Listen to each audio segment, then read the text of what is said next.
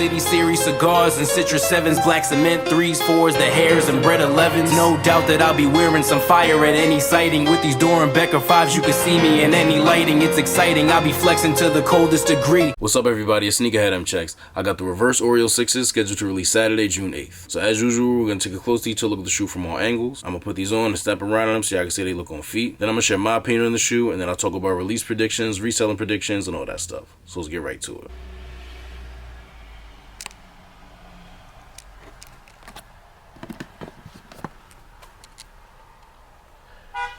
Tumble leather on the toe box.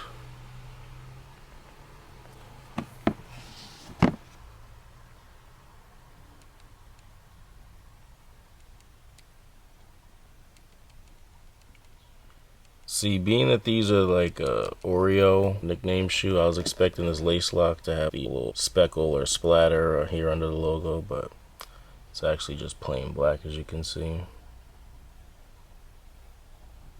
It's a real clean look from the front though.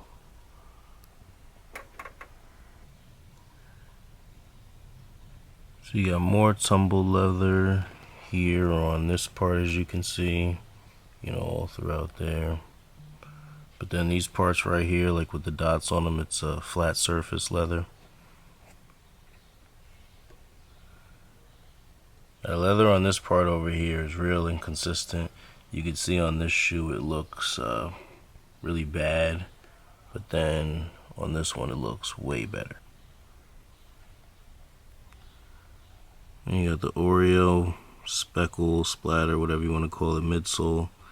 It's actually the same midsole that's on the original 2010 Oreo 6s. So if you look at them right here, I mean, obviously these don't have the blue tint on the translucent part, and they've yellowed, but that black and white speckle part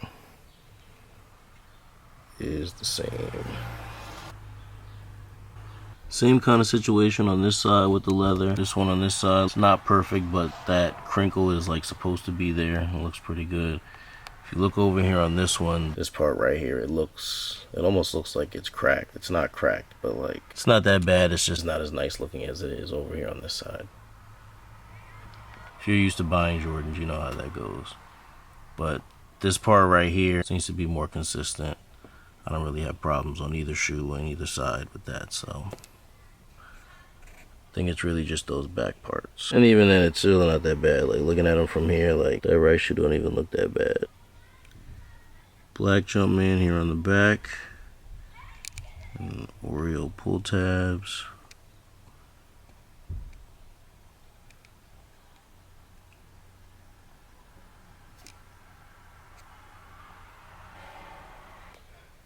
All black interior. White Jumpman on the insole. Here's the outsole. The blue tint looks really nice on it.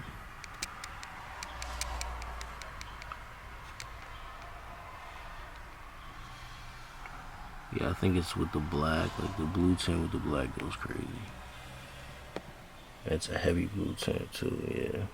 Maybe the best part of the shoe. Black lid on the box, white logo all over, and then here on the bottom they got the little speckle that's on the midsole and the back pull tabs on the shoe, and then that's all around down here. If you're familiar with the red Oreo 6s, the box I got over there, it's really just a black version of that. Here on the inside, the paver has more of that speckle splatter pattern that's down here. And here's the box label. Air Jordan 6 Retro in white and black. It's a quick all-around view of the shoe.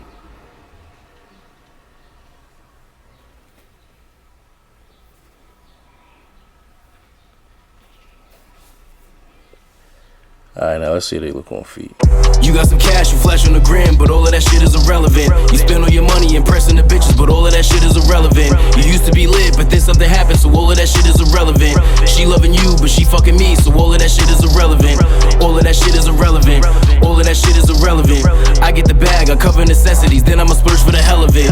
Cop it and wear it, and if I don't like it, then I'ma just end up reselling it. These are alright.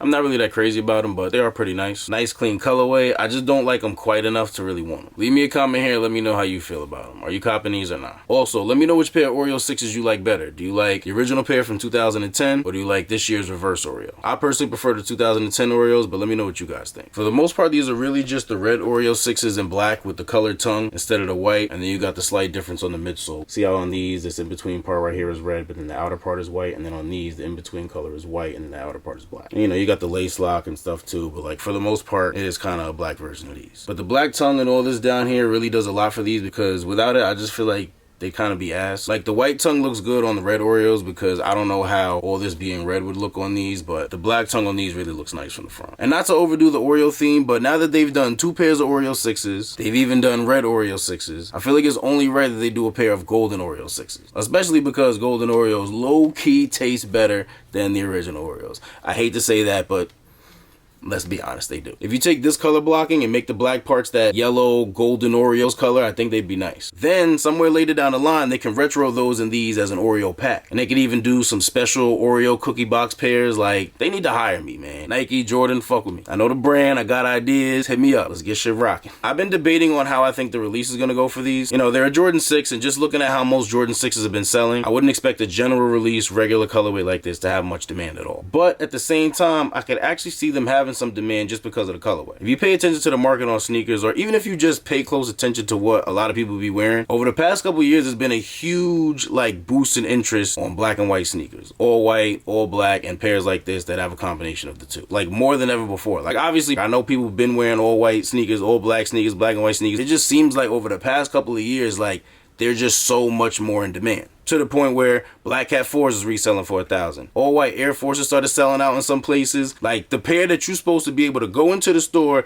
and just be able to get in any size at pretty much any sneaker store, they was selling out. The black and white Dunks were so in demand that they had to mass produce them like they were Air Forces. And then look at military blacks. Like people love them some black and white shoes, and I get it. They match with everything. They're an easy everyday shoe. If they're all black, depending on the material, they may not show dirt as much. Like I get it. But it just seems like so much more now than ever. Like, I'm not saying that there was never a demand for black and white shoes. Like, I know there always has been. But just something, I don't know. Somebody told me it was because of TikTok, and people was on TikTok with the black and white Dunks. And I know, like, with the Air Forces, I blame the all-white Air Forces on the people who like to get all-white Air Forces. They be wearing them to the places that you know you're going to fuck the sneakers up. And they be like, oh, man, after I mess up, I got to get a new pair. Y'all be wearing them to the club and all kinds of places where you know you're going to body them white shits. But then y'all still manage to come up with 100, 110 or whatever it is to go buy a new pair, like, every week, every month or whatever. People only do that with Air Forces. I swear other pairs, people be down to clean their shoes or whatever. The Air Forces is the only one where they want to wear them one time and like don't even try to clean them. They just like, nah, I gotta get a new pair. Like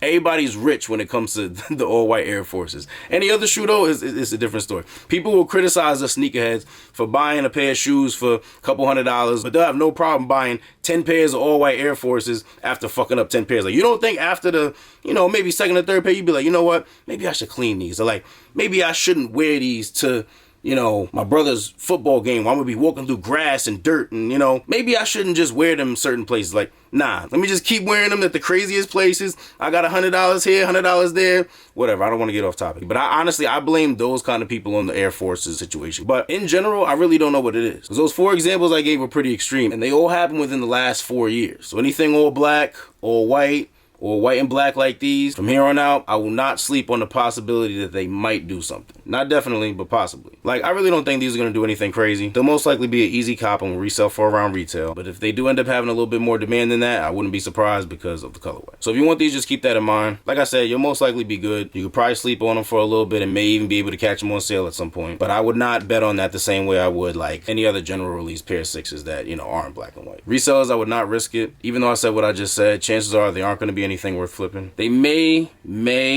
go up in value decently quick, once again because of the colorway. Like, I don't necessarily think so. I just don't think people are going to be eating pairs up like that. But maybe come like back to school time, you know, a lot of people are going to look for a black and white shoe. I actually feel like the black and white 4s, the white Thunders, I think those are going to be that shoe. But like, these may get in the mix too, because those people might be selling those for the high just because of that. Maybe these would be like the easier black and white, you know, pair to get. Whatever, I don't want to get too off topic. We'll talk about that when I get those. But yeah, so it's not a terrible idea to hold on to them and see what they do, but it's still risky. I wouldn't wouldn't do it. Maybe like a pair or two, but definitely not in bulk. If this video was helpful or informational in any way, I'd really appreciate if you give it a thumbs up. Also, if you're interested in more early reviews like this or any other sneaker related content, please do us both a favor and subscribe to my channel if you haven't done so already. Once you're subscribed, make sure you tap the little bell icon, hit the little drop down thing, and select all. That way when I put a new video out, you'll get notified and you won't miss out on anything. Thank you all for watching. Everybody, please stay safe and healthy out there, and I'll see you next time.